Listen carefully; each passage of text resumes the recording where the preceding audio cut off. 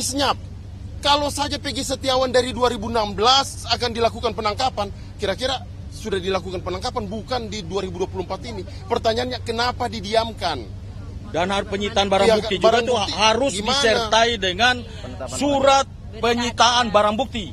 Tapi pada saat penyitaan barang bukti itu tidak ada surat penetapan barang bukti atau surat penyitaan barang bukti dan tidak seizin pengadilan negeri. Penangkapannya juga kan nggak ada suratnya juga apa gimana? Iya betul, tidak ada. Lebih kami tekankan bahwa lebih kepada 2016 pada saat dilakukan penyitaan 2 unit motor rusak turun mesin, itu sama sekali tidak diberikan surat apa-apa. Tapi yang kemudian motor itu tetap dibawa.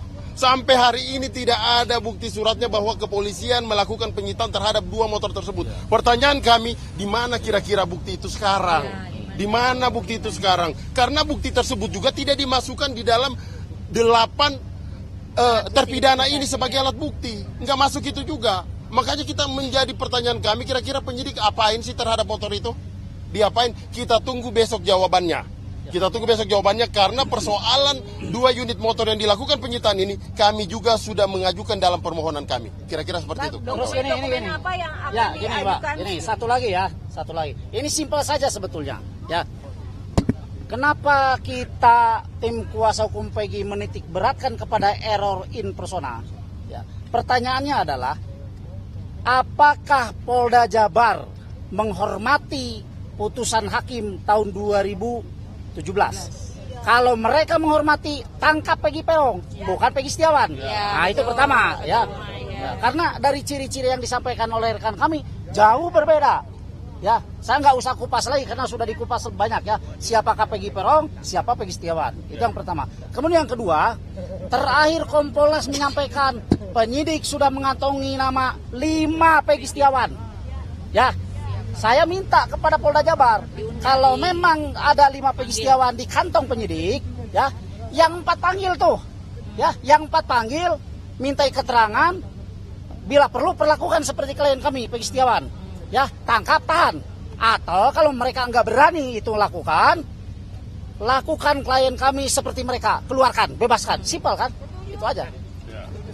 Oke, jadi pada intinya karena kok kesimpulan permohonan kami ini adalah error in persona, salah orang, maka menurut KUHAP ketika ya Peggy Setiawan ini bukanlah Peggy alias Peron sebagaimana putusan pengadilan dan sebagaimana penetapan DPO, maka Peggy Setiawan adalah orang yang dicurigai. Seharusnya kalau orang yang dicurigai tidak langsung ditangkap. Lakukan pemanggilan dulu, lakukan pemeriksaan dulu sampai ditemukan 2 alat bukti bahwa pelaku pembunuhan dan atau pemerkosaan itu mengarah ke Peggy Setiawan. Baru itu saya acungi jempol kalau penyidik seperti itu. Tetapi nyatanya ya hanya menurut penyidik bahwa Peggy Setiawan itu adalah Peggy alias Peron, sementara ya dari ciri-cirinya berbeda, dia melanggar prosedur ya. Ada peraturan Kabareskrim ya, ada putusan Mahkamah Konstitusi. Fatal. Yang paling penting sebelum ditetapkan sebagai tersangka harus diperiksa dulu sebagai saksi. Nyatanya ini langsung ditangkap kemudian ditetapkan sebagai tersangka. Itu jadi error in persona, tetapi tidak dilakukan pemanggilan dulu, tidak dilakukan pemeriksaan dulu sebagai saksi, langsung ditetapkan sebagai tersangka. Ditangkap kemudian ditetapkan sebagai tersangka. Kita tunggu besok jawaban apa yang membuat penyidik, alat bukti apa yang membuat penyidik menetapkan klien kami yang jelas-jelas Peggy Setiawan bukan Peggy alias Peron kemudian menjadi tersangka.